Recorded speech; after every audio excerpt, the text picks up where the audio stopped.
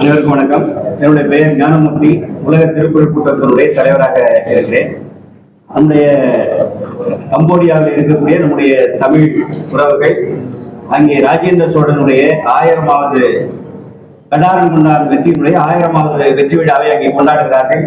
இதற்கு 2 மாதத்துக்கு முன்பாக அந்தமானிலே ஒரு மிகப்பெரிய மாநாடு நடத்தினார்கள். அந்த நிகழ்ச்சிக்கு நான் சென்றிருந்தேன். அதன் பிறகு சென்ற மாதம் பிரான்சிலே உலக தமிழ் ஆராய்ச்சி மாநாடு நடத்தினார்கள். அங்கேயும் சென்றிருந்தது. இந்த மாநாடுகளிலே பேசக்கூடிய பேச்சுகள் எல்லாம் ராஜேந்திர சோழனுடைய வெற்றியை பற்றி தான் பேசிக் கொண்டிருக்கிறார். காரணம், அந்த கடல் கடந்த படையெடுப்பு ராஜேந்திர சோழனுக்கும் அந்த நம்முடைய தமிழர்களுக்கும் ஒரு மிகப்பெரிய வரலாறாக அமைந்திருக்கிறது.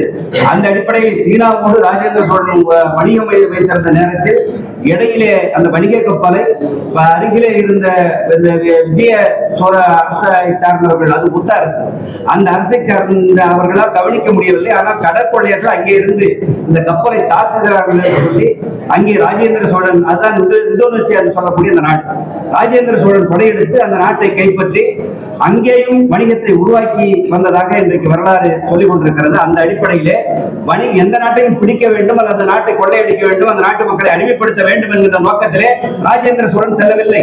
ஆனால் வணிகத்தை பெருக்க வேண்டும், உலகம் முழுவதும் தமிழர்களுடைய வணிகம் இருக்க வேண்டும், உறவு இருக்க வேண்டும் என்பதற்காக ராஜேந்திர சோழன் அந்த முயற்சி எடுத்தார். அதற்கு முன்பாக ராஜராஜ சோழனும் எடுத்திருக்கிறார். அதற்கு முன்பாக அவருடைய தந்தையாரும் எடுத்திருக்கிறார். இலங்கையிலே போர் எடுத்து அங்கேயும் அந்த வெற்றி கொடுத்திருக்கிறார்.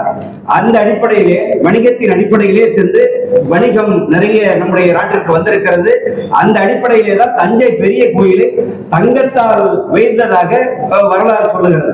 ஆனால் அந்த தங்கம் எல்லாம் எங்கே சொன்னால் வடநாட்டில் இருந்து வந்த முகலாய மன்னர்கள் அந்த தங்கத்தை எல்லாம் பெயர்த்தெடுத்தால் அந்த சோழ வம்சம் வீழ்ச்சி அடைகின்ற நேரத்தில் அந்த தங்கங்களை எல்லாம் பெயர்த்து எடுத்து 500 யானைகளிலே ஏற்றி சென்றதாக சொல்லுகிறார். அப்ப எவ்வளவு நம்முடைய நாடு, நம்முடைய தமிழ் நாடு, சோழ நாடு எவ்வளவு பலமாக இருந்திருக்கும் என்பதை பார்க்க வேண்டும். எனவேதான் இதையெல்லாம் மக்களிடத்தில் கொண்டு செல்ல வேண்டும் என்பதற்காகவும் 10க்கும் மேற்பட்ட தலைப்புகளை நம்முடைய அறிஞர்கள் கொடுத்து ஒவ்வொரு ராஜேந்திர சோழனுடைய கடல் கடந்த படையெடுப்பு, சோழ மன்னர்களுடைய வடநாட்டினுடைய படையெடுப்பு, சோழ மன்னர்களுடைய நில சீர்திருத்தம், சோழ மன்னர்களுடைய நீர்வழி சீர்திருத்தம், நீர்வழி மேலாண்மை, இப்படியெல்லாம் அவர்களை பற்றியான ஒரு ஆய்வினை உலக அரங்கிலே கொண்டு செல்ல வேண்டும் என்பதற்காக அந்த முயற்சியை நம்முடைய சகோதரர்கள் எடுத்திருக்கிறார்கள். இந்த மாநாடு வெற்றி பெறும். அதற்கான ஆயத்த பணிகளிலே அவர்கள் இப்பொழுது தொடர்ந்து இயங்கிக் கொண்டிருக்கிறார்கள். உலகத்தில் இருக்கக்கூடிய தமிழ்ச்சங்கங்களோடு நாங்கள் தொடர்பு கொண்டு அவர்களின் பிரான்ஸ் நாட்டில் இருந்து வருகிறார்கள். அதே போல அந்தமானில் இருந்து வருகிறார்கள். அதே போல சுவிட்சர்லாந்து தமிழ்ச்சங்கத்தை சார்ந்தவர்கள் வருகிறார்கள். அப்படி பல நாட்டில் இருக்கக்கூடிய தமிழ்ச்சங்கங்களோடு நாங்கள் தொடர்பு வைத்து அவர்களை அழைத்திருக்கிறோம். அமெரிக்காவில் இருந்து உலக தமிழ் சிறகம் என்று சொல்லக்கூடிய அமைப்பில் இருந்து வர இருக்கிறார்கள். நெதர்லாந்து நாட்டில் இருந்து வர இருக்கிறார்கள். எனவே இப்படி பல நாடுகளில் இருந்து தமிழர்கள் நம்முடைய ராஜேந்திர சோழனை பற்றி பேசுவதற்கும் சோழ வம்சத்தை பற்றி பேசுவதற்கும் நம்முடைய கம்போடியாவுக்கு வர இருக்கிறார்கள். எனவே இந்த செய்தியை தமிழ்நாட்டில் இருக்கக்கூடிய நாமும் அவர்களுடைய பெருமையை இன்னும் நம்முடைய இளமைகளுக்கு, நம்முடைய இளைஞர்களுக்கு, நம்முடைய பிள்ளைகளுக்கு சொல்லாமல் இருந்து கொண்டிருக்கிறோம். நம்முடைய வீரத்தையும், நம்முடைய கலாச்சாரத்தையும், பண்பாட்டையும். எனவே அதையும் கொண்டு செல்ல வேண்டும் என்கிற நோக்கத்தோடு தான் இந்த மாநாட்டை நடத்துகிறார்கள். எனவே இந்த மாநாட்டிற்கு நாங்கள் உலகத்திற்குள் கூட்டமைப்பு சார்பிலே விருந்தினராக பங்கெடுக்க இருக்கிறோம்.